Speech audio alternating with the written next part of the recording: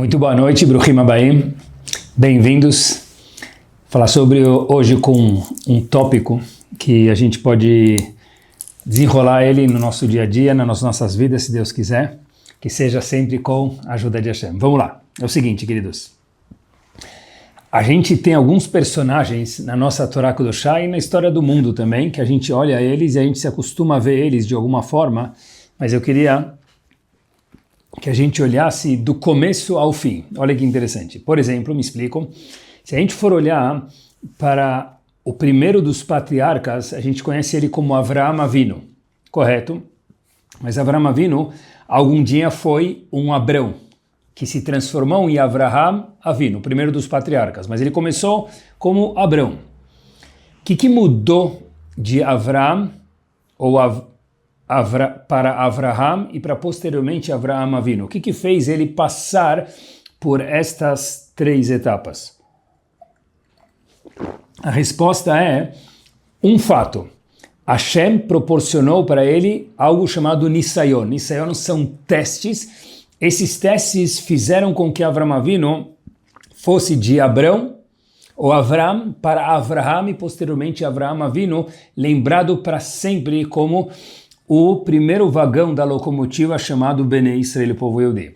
Ou José, todos maravilhosos, mas sem desmerecer, um somente se transformou em Yosef Atzadik. Yosef é José, mas Yosef Atzadik, na história inteira do Tanakh, só tem um. Como que José ou Yosef saiu de Yosef, como muitos dos Yosef que existem, para Yosef Hatzadik, o único, o justo? A resposta também é a mesma, queridos. Hashem proporcionou para ele uma dificuldade gigante. No Egito, morou no Egito décadas, sozinho, sem ninguém. Ele teve a esposa do homem chamado Potifar, seduzindo ela, a Miss Universo do mundo, uma mulher que o Talmud conta pra gente que ela era maravilhosa fisicamente, e ele sobrepassou o teste de estar no Egito sem perder os valores, longe de tudo, sobrepassou o teste de não ter escorregado com a esposa do Potifar no palácio quando estava somente ele e ela, e por isso que na verdade a gente lembra de Yosef se transformou naquele momento de José, ou Yosef para Yosef Atzadik, o único justo que a gente conhece com esse nome. Não é à toa que sempre que se fala do conceito chamado de tzniut, de recato, de cuidado sexual, se lembra de Yosef. Mas por quê? Porque Yosef sobrepassou esse teste. Um dia eu até estava na escola, e aqui eu queria desenvolver com vocês, conversando com os alunos sobre Avraham Avinu. E eu falei para eles procurarem quais foram os 10 testes de Avraham Avinu para a gente poder trabalhar um pouquinho sobre isso. Depois eu fiz uma pergunta para eles. Por que Hashem dá um teste para a pessoa?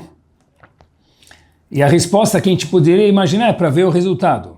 Mas isso pode ser verdadeiro, queridos, numa prova. Quando se trata de Hashem, sem comparação, não funciona a mesma resposta. Por quê? Olhem que power.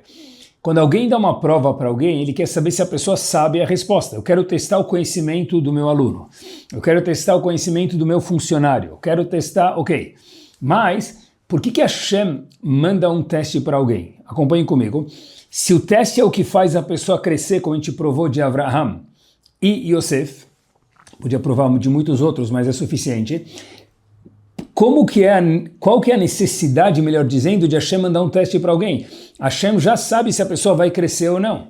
Então, a priori, o teste se faz completamente fútil. E por que essa pergunta é tão forte, queridos? Eu explico, uma pergunta é bomba por causa da seguinte razão. O mundo funciona com um princípio. Livre-arbítrio. Hashem falou, olha, se tem uma regra que Hashem dizendo eu não abro mão, é o conceito chamado Bechirat Chofshit em hebraico, ou livre-arbítrio em português. Na verdade, Hashem fala, tem muitas coisas que eu quando criei o mundo, Hashem dizendo, mais uma vez, eu posso abrir mão. O livre-arbítrio, Hashem falou, eu não abro mão. O que quer dizer isso? Olhem que interessante, pessoal. O livre-arbítrio, na verdade, é a oportunidade de escolha da pessoa, mas Hashem já sabe o que a gente vai escolher. Porque olhem para cá.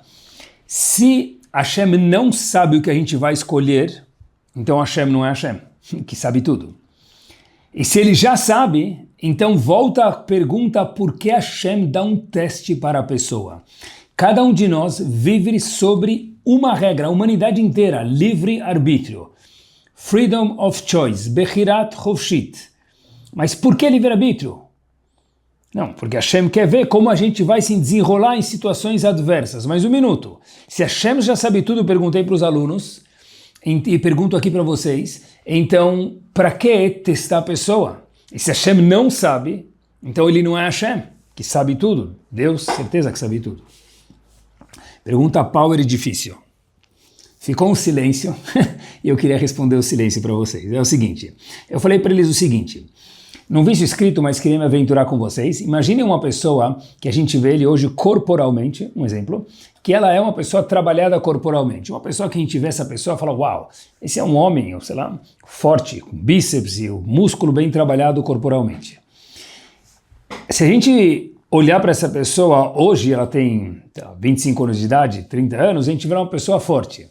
Agora, quando essa pessoa era pequena, 10 anos de idade, 5 anos de idade, ela não era forte. Ok, agora acompanhem comigo. Essa criança tinha o potencial de ficar a pessoa forte que ela se transformou no futuro, com 25 anos de idade? Resposta é certeza que sim. Por quê? Porque de fato ela sim se transformou. Agora, olha que interessante. Potencial quando ela tinha 5 anos de idade ela já tinha. Agora que ela tem 25, ela fez muita academia, ela ficou muito forte. O que faltava dos 5 aos 25, no exemplo anteriormente mencionado, para a pessoa se transformar forte?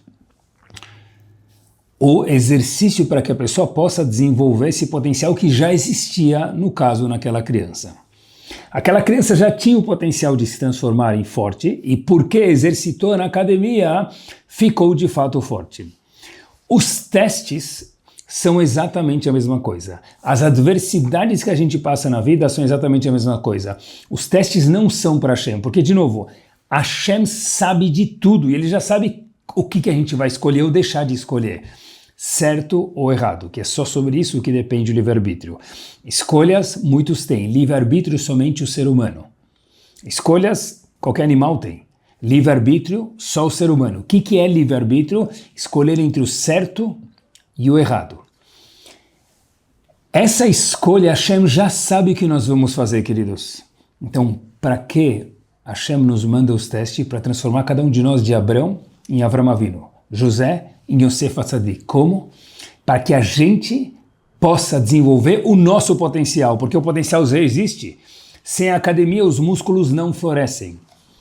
Sem os testes que Hashem manda para a gente, é impossível que a pessoa cresça. Eles contam que tinham 2 investidores e eles ganharam uma soma muito grande de dinheiro para investir. Um dos investidores conseguiu devolver no ano seguinte 20% a mais do capital recebido. Maravilhoso. Os investidores ficaram muito felizes com esse gestor de fundos que recebeu X e devolveu X mais 20%.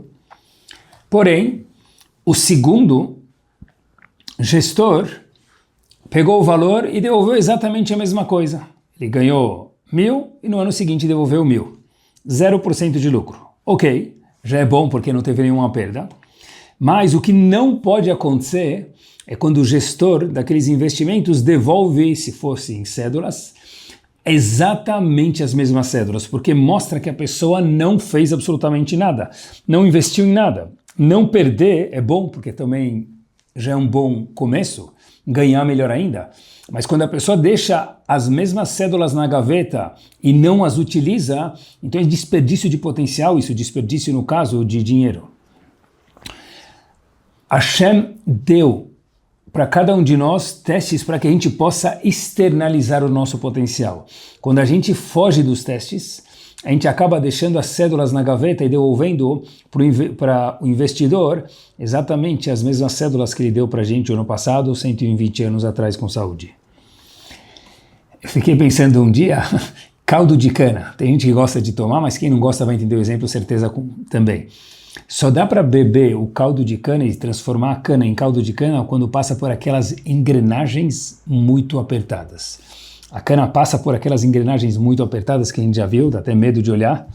E de repente você olha do outro lado, sai o suco, sai o caldo de cana.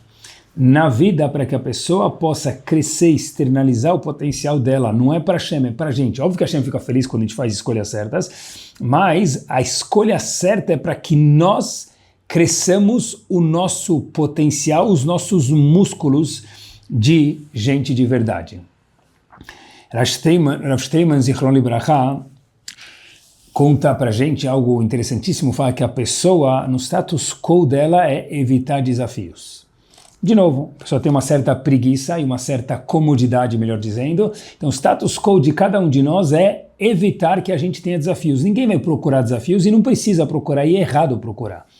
Mas os desafios, eles vêm às vezes na contramão encontrar a gente. E disse Rav Steinman uma vez algo interessantíssimo. O que é valorizado no Olam Haba? Depois de 120 anos bem vividos, o que é valorizado de cada um de nós? Como nós lidamos com as adversidades. E não procura, mas elas vêm para a gente.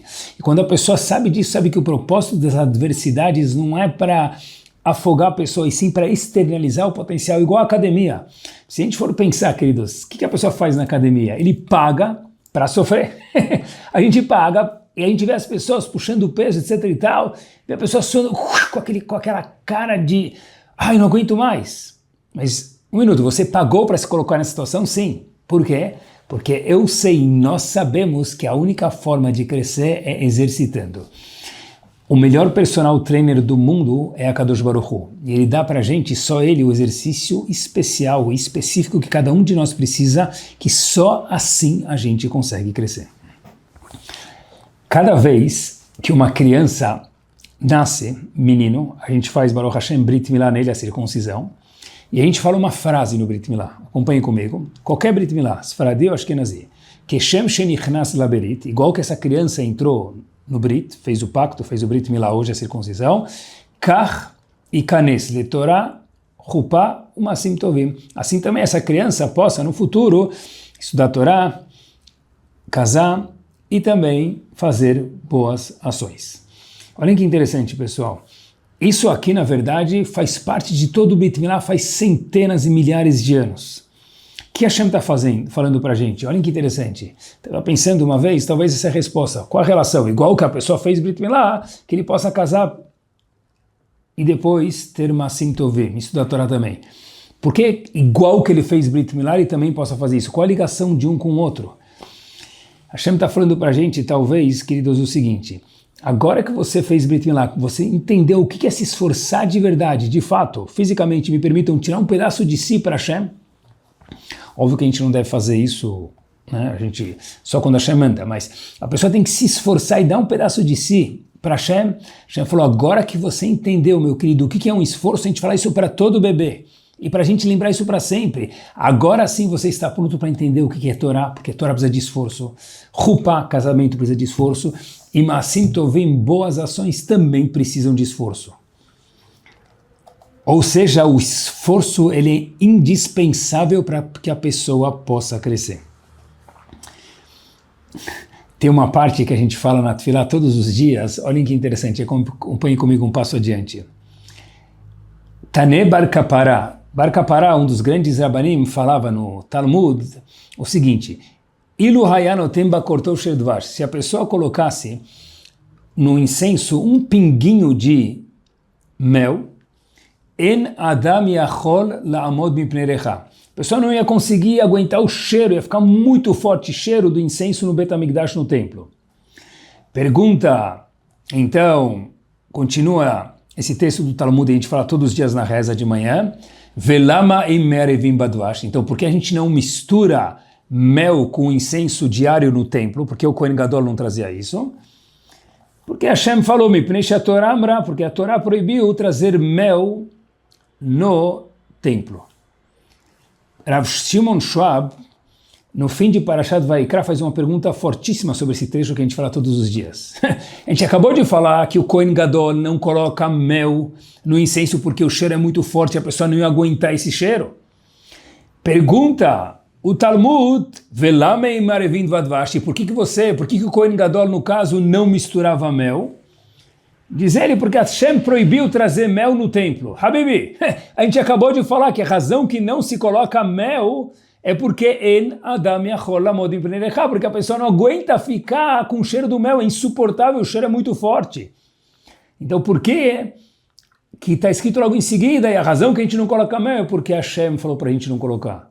A gente já não coloca porque é insuportável o cheiro do mel com incenso que era trazido diariamente no templo, no Beit HaMikdash. Se Rav Shimon Schwab, Hashem veio ensinar para a gente algo fortíssimo. O que é um Yehudi? Olhem como ele lê, que lindo, pessoal, esse pedaço do Talmud que a gente fala todos os dias na reza. Se a pessoa colocasse um pingo de mel, uma medida de mel, a pessoa não ia aguentar o cheiro. Por que a gente não mistura?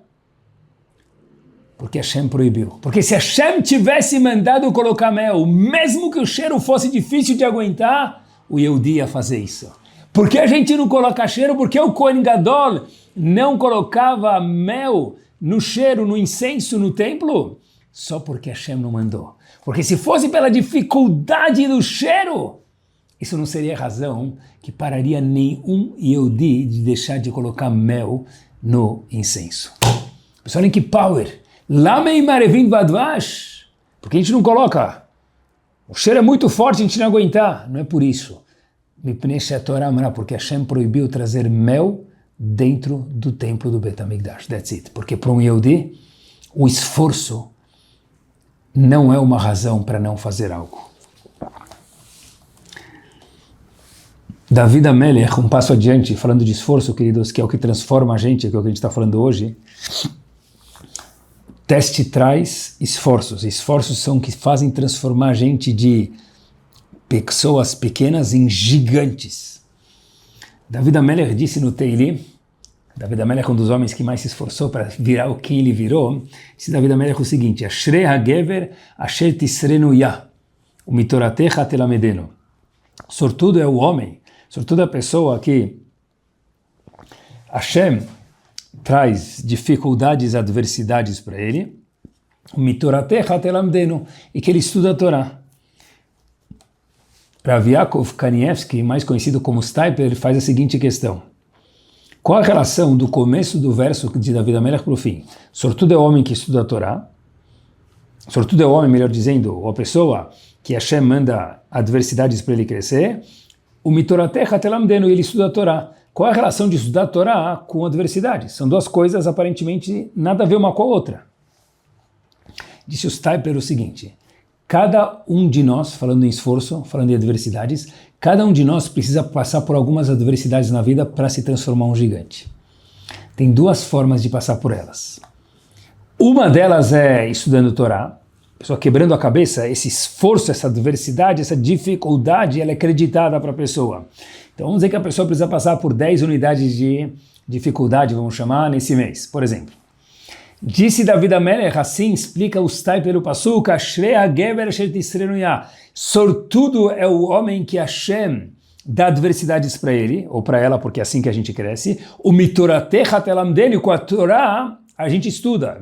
Qual a relação? Porque se a pessoa estuda a Torá, se a pessoa cumpre mitzvot, e com isso ele tem dificuldades, a gente tem dificuldades para acordar cedo, precisa para colocar tefilim, para sentar e estudar uma Gemara, a pessoa precisa se esforçar. Esse esforço, essa adversidade, ela é acreditada para que a pessoa não tenha adversidades diferentes, porque a pessoa já teve dificuldades. Então disse David HaMelech, sortudo é o homem que ele é testado por Hashem, o mitoratecha telamdenu, esse teste a pessoa pode passar ele via Torá, porque com as adversidades do esforço do estudo da Torá, do cumprimento de mitzvot, cada um de nós é acreditado e não precisa de outros testes para que a pessoa possa passar desconfortos para crescer. Ou seja, o estudo da Torá acredita esforços e poupa a gente de coisas desagradáveis. Mas, quando se fala de teste, a gente não pode pular um ponto, pessoal. Às vezes a gente cai, às vezes a gente erra. E aí? Cair faz parte de todo ser humano, porque, como dizem o ditado em português, errar é humano. O problema nem tanto é cair, o problema é ficar no chão. Tem um grande homem, chamado Rav Hutner, ele conta pra gente, ele explica um passo que a gente tem que decorar isso e lembrar isso para sempre. Shlomo Melech, o homem mais sábio do mundo, no seu livro Mishlei, capítulo 24, verso 16, diz o seguinte: Sheva ipol tzadik vekam. Um tzadik ele cai 7 vezes e ele levanta. E a tradução diz Rav Hutner, normal, qualquer pessoa traduziria o passuco, é essa, como eu traduzi para vocês, Sheva ipol tzadik. Um tzadik cai 7 vezes e aí ele levanta. Esse é um tzadik. Diz Rav Hutner, essa forma de explicar um passuco é para pessoas tolas.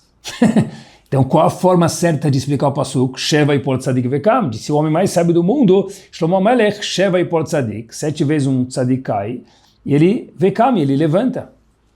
Se ele não, é porque ele caiu, isso que fez ele virar um tzadik. Olhem como Rav Hutner deu o passuco, Sheva ipol tzadik vekam, porque ele é tzadik e ele caiu 7 vezes, como ele se transformou num tzadik? Vekam, o levantar fez ele virar um tzadik. Ou seja, porque a pessoa caiu e não ficou no chão e ele levantou, é isso que fez ele virar um tzadik. Não porque ele cai e levanta. Não, cair e levanta é ok, mas o cair às vezes é necessário para que a pessoa vire um tzadik. O errar faz parte indispensável às vezes da vida para que a pessoa se torne um gigante. Todo tzadik precisa cair, Sheva ipol tzadik, para depois conseguir levantar. Assim explica Rav Hutner. Um dos grandes homens que viveu no mundo da Torá, chamado Rebbe de Ger, e ele chegou, ele recebia pessoas, e uma das pessoas que estava na fila para pedir uma brachá para o Rebbe de Ger, tinha muitas pessoas. Então, tinha muitas pessoas e muitos deles eram balei tshuvá, pessoas que fizeram tshuvá. Um dos homens que estava na fila foi receber a brachá do Rebbe de Ger, esticou a mão, foi pedir uma brachá, o Rebbe de Ger falou para ele, você é bal tshuvá também? Disse ele, não, eu não sou bal tshuvá. O que ele queria dizer, esse jovem eu já sou religioso de nascença. E o Rebbe de Ger, com muita sabedoria, virou para ele e falou em Yiddish, farvos nicht, e por que não em português? Em outras palavras, todo mundo tem que fazer tshuvá, porque errar é normal. A pessoa tem que, às vezes, cair para que ele possa subir. A gente não procura erros, óbvio, mas o fato que a gente já caiu, isso faz com que... Isso é parte intrínseca do crescimento de cada um de nós. Porque todo mundo que está sujeito a testes, está sujeito a errar. E é incrível quanto que os tempos mudaram, meus queridos. Falando de esforços, falando de testes. Eu lembro, eu estudei em Baltimore, e o Rosh Yeshiva de Baltimore, primeiro, que fundou a Yeshiva, era chamado Rav Ruderman, Zichron Libraha. E uma vez ele estava dando shiur sobre um livro chamado Or Sameach, um livro analítico do Talmud. E em seguida ele fez 2 perguntas sobre o Or Sameach, e ele próprio respondeu essas perguntas. Quando foram olhar dentro do livro depois, viram que tinha 3 perguntas, e o Rabino só fez 2 das 3. Então foram perguntar para Rav Ruderman, Rav, por que o senhor fez 2 das 3 perguntas? Não foram as 3 perguntas, porque a resposta que o senhor deu respondia as 3. Rav Ruderman virou para eles e falou o seguinte, a última vez que eu vi esse livro, mais uma vez chamado Or Sameach, eu vi ele quando eu estava em Slabodka, ainda na Europa. E tinha uma cópia desse livro na Yeshiva. E o meu turno de poder olhar esse livro, porque tinha fila para olhar esse livro, era na madrugada. Eu fiquei a noite inteira na luz da lua olhando o livro. Não tinha luz natural, não tinha luz artificial, só luz natural. E do que eu lembro de Slabodka, eu lembrava 2 das 3 perguntas que eu vi à luz da lua. Pessoal, olhem que power! Um homem que usou a visão dele, a luz da lua, para poder estudar um livro chamado Or Sameach. Hoje, se a pessoa quiser um livro, ele entra na internet, o livro está impresso lá. Hoje, se a pessoa quiser um livro, ele compra e pode ter inúmeros livros por 10, 20 dólares cada um.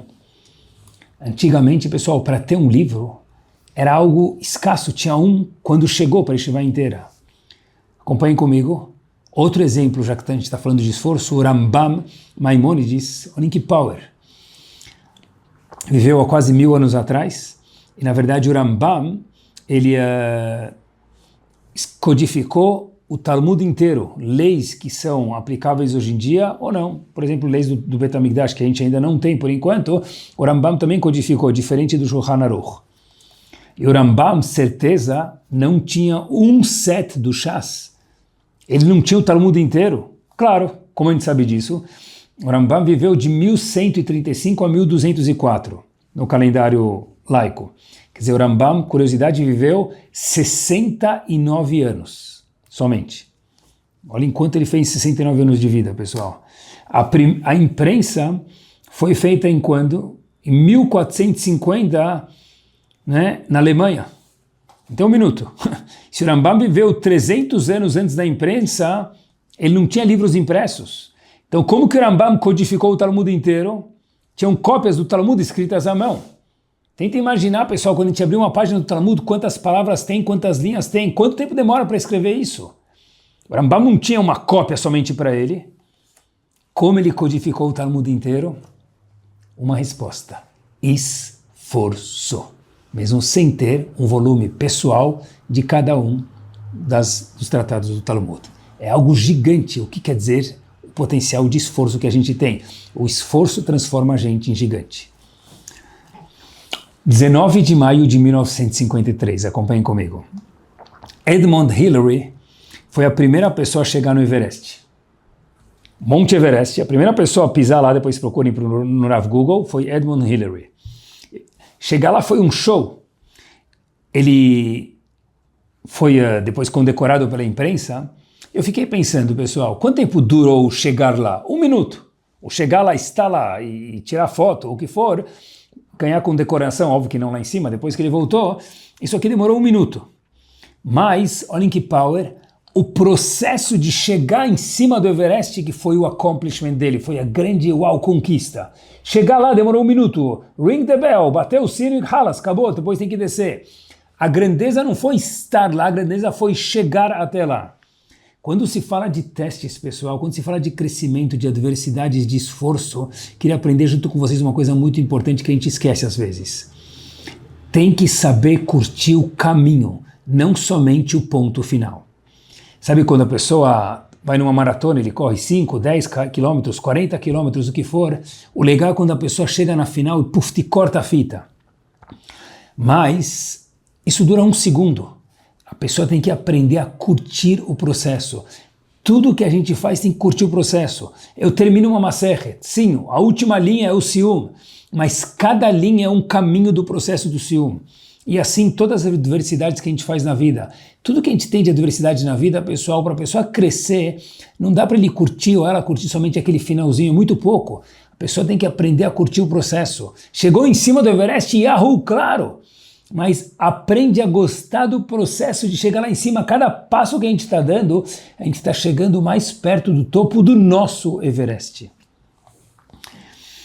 Eu lembro, o segundo Rosh Yeshiva de Baltimore, que foi quando eu estudei lá, depois do Rav Ruderman, foi Rav Weinberg. Ele tinha um irmão que era Rosh Yeshiva em Yesha Torah, em Israel, e o irmão dele costumava dizer que a pessoa no século 21, ele quer terminar o Talmud inteiro em uma noite, terminar o Talmud inteiro e ainda assim dormir bem. É impossível. Por quê? Porque se a pessoa quer crescer, ele precisa se esforçar. Curte o esforço, curte o processo. E quanto mais esforço, pessoal, mais a gente gosta da coisa. Quanto mais esforço, mais a gente lembra daquilo, mais aquilo faz parte de cada um de nós. Vou provar para vocês. Olhem que curioso. Uma vez eu li algo muito, muito interessante. Olhem que gênio. A gente tem 3 festas no calendário judaico daqueles Shalosh Regalim. Pesach, Shavuot e Sukkot. Se a gente pegar pessoas menos conhecedoras de Torá, a festa que eles mais fazem das 3, qual que é? Pesach. Segundo, menos gente faz Sukkot, e terceiro, muito menos Yehudim fazem, que é Shavuot. Muitos nem sabem o que é Shavuot, infelizmente. Agora, por que assim, pessoal? Porque a festa mais conhecida é Pesach, a segunda é Sukkot e a última é Shavuot. As 3 estão na Torá, as 3 têm a mesma importância, estão na mesma parashá da Torá, A resposta é, por incrível que pareça, diferente do que a gente imagina. Olha que interessante, a festa que mais requer trabalho é Pesach. Troca a louça, tira o hametz, compra matzá, tem todo um trabalho, não é fácil. A segunda festa que mais requer trabalho é Sukkot, tem que construir uma cabana, tem que sair de casa, comer muitas coisas na cabana, dormir na cabana. E a festa que menos requer esforço é Shavuot, porque Shavuot não precisa não construir cabana, não precisa morar na cabana 7 dias igual ao Sukkot, não precisa tirar o hametz de casa e trazer a matzá com o Pesach, não precisa de quase nada. Vai na sinagoga, estuda a Torá e é um Yom Tov como os outros.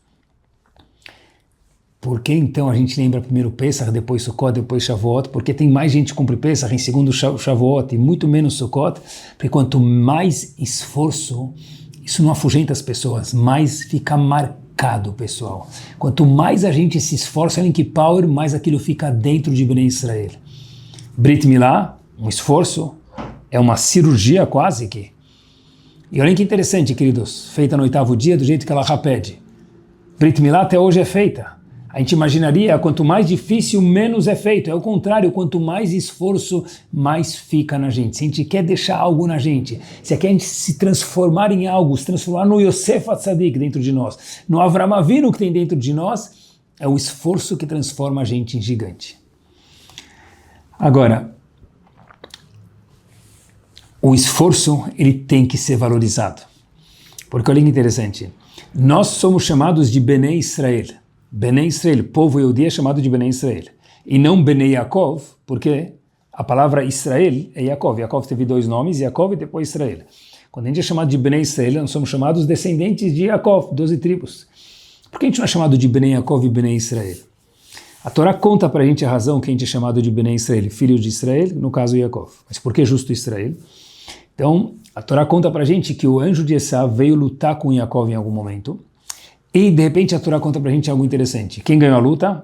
Yaakov. Então, a Torá traz para a gente um verso. Que Sarita e Melohim, você, Yaakov, brigou com um anjo, no caso do anjo de Esav, Veim Anashim Vatuchal, com Esav também, Vatuchal e você ganhou. E daí para frente, a gente é chamado de... Daí para frente, o seu nome, Yaakov, se transformou em Israel. Um minuto. A grandeza de Yaakov não foi, qual foi? Que ele lutou com o anjo de Esav e ele ganhou.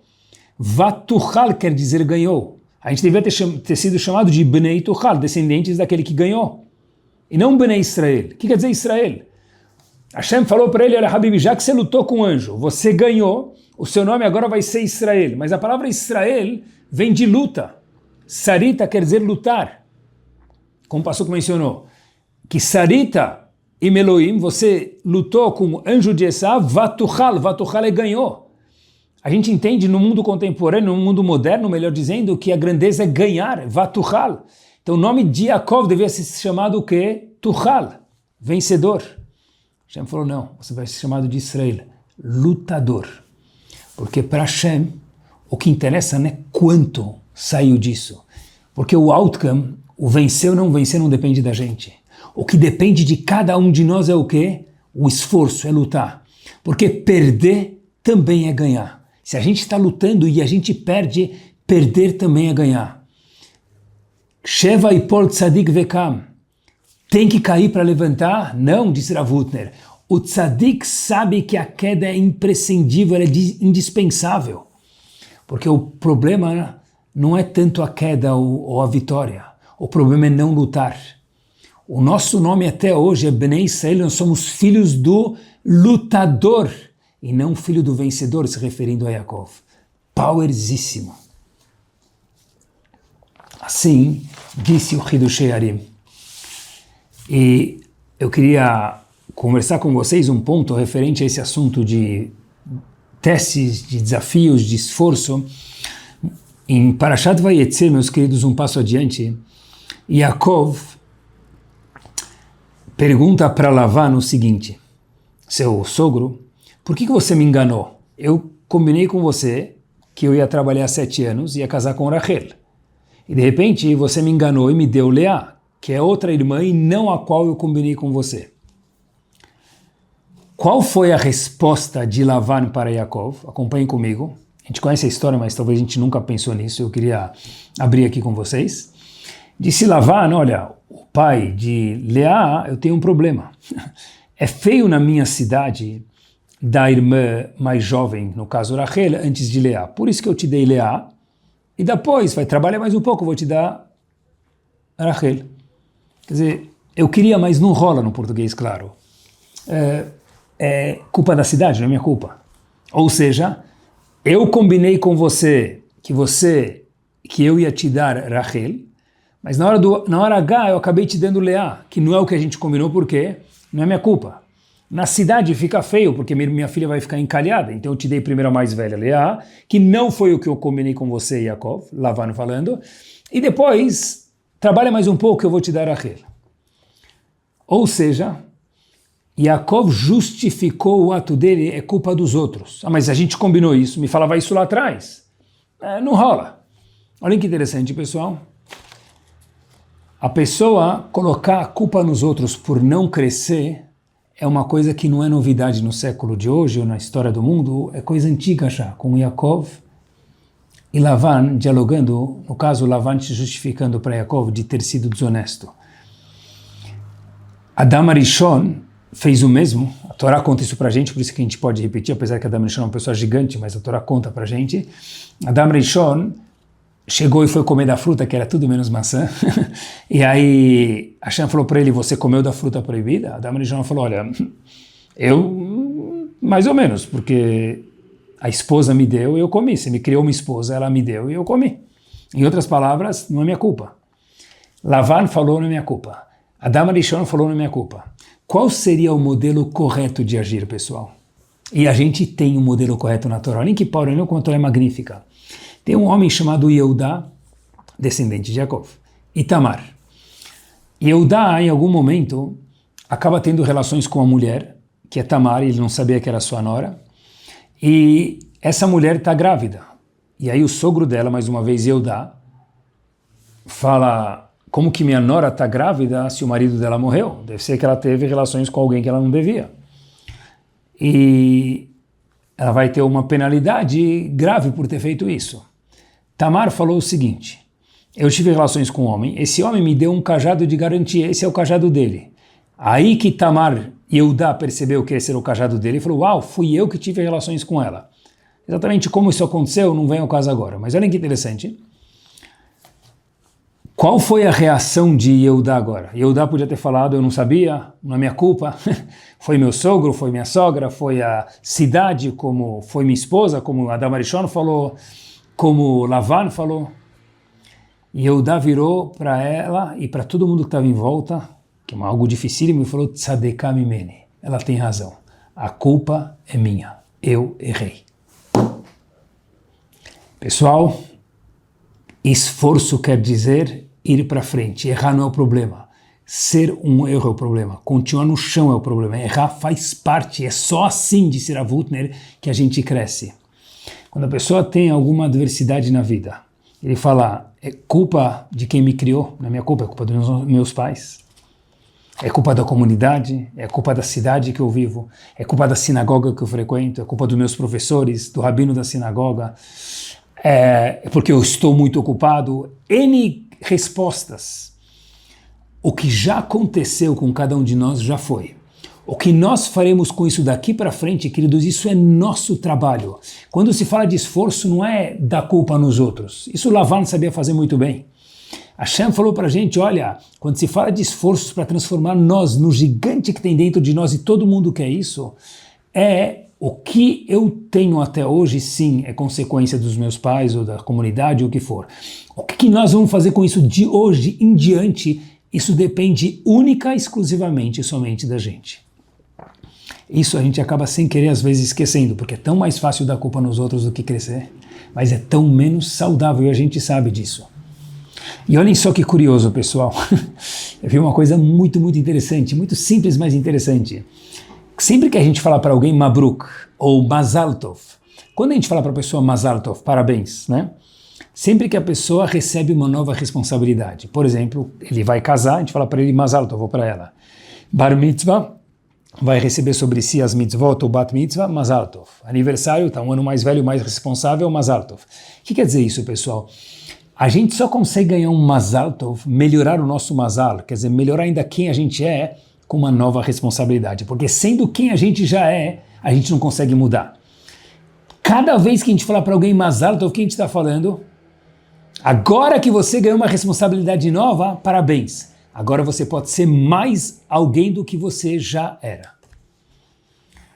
E a gente pode, na vida, queridos, escolher enfrentar os testes que a Hashem manda para a gente, mais uma vez a gente não procura testes, e não ficar escondido atrás dos testes. Olhem que interessante. O filho do Rav Shlomo Zalman Auerbach sempre costumava contar essa seguinte história. Ele conta que tinha um kamiya, um amuleto muito famoso, nos anos de 1500. De novo, o filho do Rav Shlomo Zalman Auerbach contava essa história. E nos anos de 1600, melhor dizendo, tinha um kamiya muito famoso. Um homem que escreveu esse kamiya, talvez o nome dele não é famoso, mas já conto para vocês quem ele era David Halevi Segal. Esse nome é mais conhecido pela autoria da obra dele sobre o Shulchan Aruch, chamado Taz. O Taz, comentarista sobre o Shulchan Aruch, uma vez escreveu um kamiya. Tenta imaginar, o comentarista do Shulchan Aruch escreveu um kamiya, um amuleto. E os amuletos têm um ingrediente, que se a pessoa abre o amuleto para ver o que está escrito dentro, ele perde o efeito. E esse amuleto era algo muito, muito forte. Cada pessoa que usava isso, conta Rav Auerbach para a gente, cada pessoa que usava isso, essa pessoa tinha algum problema, ele colocava aquele amuleto, usava conforme as instruções, essa pessoa tinha Yeshua, tinha a salvação que ele precisava. Era algo assim, estrondo. Era a lâmpada do gênio, com devido respeito. Só que tem uma regra. Se abrir o amuleto, perde o poder. Uma vez, o dono que tinha esse amuleto do Taz, ele ficou muito curioso depois de anos e muitas pessoas da cidade usavam e sempre funcionava. Ele falou, eu quero abrir e ver o que tem dentro. Não estou aguentando mais minha curiosidade. Falaram para ele, não, a gente usa ele tanto, ele é tão funcional para a gente. Ele falou, eu quero abrir, o amuleto é meu, eu vou abrir. Juntaram-se no meio da cidade e o dono abriu o amuleto que havia escrito Taz anos e anos anteriormente. E o que estava escrito dentro desse amuleto, queridos? Certeza? Nomes de Hashem, profundos, que o Taz escreveu? Nada disso. Estava escrito dentro do amuleto o seguinte. A pessoa, Ribono Shel Olam, Deus, assim escreveu o Taz. A pessoa, no mérito do esforço que eu tive de ter estudado um Tosfot, comentarista, no Tratado de Hulin, na página 96, que eu estudei isso tantas vezes para poder entender esse Tosfot, que Hashem dê salvação para quem usar este amuleto. É isso que estava escrito no amuleto. Não tinha nome de Hashem, não tinha nada. O que tinha? Muito mais. O esforço, no mérito do esforço, diz o Taz, que eu me esforcei centenas de vezes para entender aquele Tosfot, que aquilo seja um mérito para quem usar esse amuleto. Pessoal, o esforço produz brachá, o esforço produz prazer, o esforço externaliza o nosso potencial. E terminando, meus queridos, o Sefer HaChassidim conta para a gente algo magnífico. Diz ele o seguinte, no número 1150, Sefer HaChassidim foi escrito por Abi Yehuda Hassid, falei errado, ele viveu em 1150, o Sefer HaChassidim conta para a gente algo estrondo, pessoal. Imadam toreach ladat bazeh olam limudim, se a pessoa se esforça para estudar Torá nesse mundo, afal pi shein lo levata, mesmo que agora ele não conseguiu entender, ele se esforçou para entender uma Gemara, uma Mishnah, pegou uma aula, se esforçou, mas ele não conseguiu entender ainda, porque está um pouco limitada a capacidade dele ou dela até o momento. E elo lev bemetivta derakia, quando a pessoa chegar lá em cima depois dos 120 anos, Hashem vai fazer ele entender. Por quê? Porque se ele conseguiu entender ou não, isso não depende dele, depende de Hashem. Mas o que depende da gente é o esforço. E se a pessoa teve o esforço, quando ele chegar daqui 120 anos bem vividos no Shamayim, essa pessoa vai entender tudo que ele estuda da forma mais completa possível. Assim disse Rav Yehuda Hassid. Olhem que power. E diz ele o contrário. Se a pessoa entendeu sem se esforçar, lá em cima ele vai ficar num nível muito, muito básico disso. Mas eu entendi. Tem um problema, você não se esforçou. E Hashem dizendo, para mim o que interessa é o esforço. O outcome não pertence a gente, pertence a Hashem. O esforço, o input, pertence a gente. e século 21, tem uma palavra muito famosa no mundo. Segulot, segulot, segulot. Todo mundo quer uma segulá, uma garantia, um talismã, alguma coisa assim, não é? E qualquer pouco de frustração gera desistência. Onde a frustração, na verdade, a gente tem que lembrar depois do show de hoje, gera crescimento. Ah, mas eu não consegui. Mentira, eu consegui. Porque se nós nos esforçamos, a gente conseguiu. Porque para Hashem o que interessa é o esforço. Você viu da Hassid? Eu não quero saber se você estudou ou não estudou, eu quero saber se você se esforçou. Vou contar para vocês uma história que Rav Yaakov Hillel, no seu livro Tamim Tiem Hashem Elokecha, conta. Ele conta que uma vez um casal foi para ele, Rav Yaakov Hillel é um homem, hoje é o homem que entende sobre a parte mística da Torá, óbvio, a outra parte, certeza, estudou muito, mas inclusive a parte mística, e Kabbalah, etc. E uma vez um casal, ele conta que foi para ele e falou para ele que eles queriam se casar, só que eles não vão se casar porque eles foram para algum Mekubal, alguém que estuda Kabbalah, e falou para eles não se casarem porque os nomes não combinam com outro, alguma coisa assim. Rav Yaakov Hillel, ele não sabia o que falar para esse casal, parecia que eles combinavam. Levou eles para o Steiper, no momento. E o Steiper é um homem muito cuidadoso, ele conta, muito cauteloso, muito calmo, e o Steiper falou bem alto, Chas v'Shalom, Deus me livre. Rav Yaakov Hillel não entendeu. Ele quis dizer o seguinte, ele se explicou, Deus me livre escutar para não casar, certeza que vocês têm que se casar. Por quê? Porque ele queria explicar que, como assim? Por que não casar? O Mekubal falou, mas de novo pessoal, preste atenção. A gente precisa entender, óbvio que se é um Mekubal de verdade, a gente precisa escutar, mas hoje em dia, os grandes homens que de Kabbalah falam pra gente que a gente tem que usar o mundo do esforço, o mundo que a gente conhece, não procurar coisas que transcendem. Primeira coisa que a pessoa vai procurar é coisas que transcendem. O homem da Kabbalah hoje em dia, das yeshivot do mundo que ele aceita, era Rav Yaakov Hillel. Ele próprio conta dessa história que a gente precisa saber que cuidado para não ser enganado por segulot, segulot, segulot e deixando de lado coisas que são muito importantes como segundo plano, e segulot viraram primeiro plano. Sabe que é algo que eu acredito muito, eu queria falar para vocês, é que o esforço gera prazer. O prazer não gera esforço, mas o esforço sempre gera prazer. A gente vive numa geração de facilidades, já que a gente está falando de esforço, e não é à toa, pessoal, que o índice de tristeza, de problemas emocionais nessa geração, ele é tão grande. Por quê? Porque quando a gente sempre procura os shortcuts, os atalhos na vida, o prazer acaba caindo, pessoal. E quando o prazer cai, a gente acaba ficando triste, óbvio, né? Qual o segredo do prazer? Esforço. Não tem como não se esforçar para ter um filho e uma filha. Por isso que o esforço de colocar eles na roupa, no casamento, é muito grande. Por quê? Porque teve 20, 25 anos de esforço. Esses esforços acumulados trazem o prazer de colocar os filhos na roupa ou qualquer outro exemplo que seja. Não tem como substituir uma maratona de 10 quilômetros por algum drone. A gente precisa lá correr 10 quilômetros para chegar naquela últimos 10 metros e cortar a fita final ou ganhar medalha. Precisa de suor, precisa de anos de prática. É isso mesmo.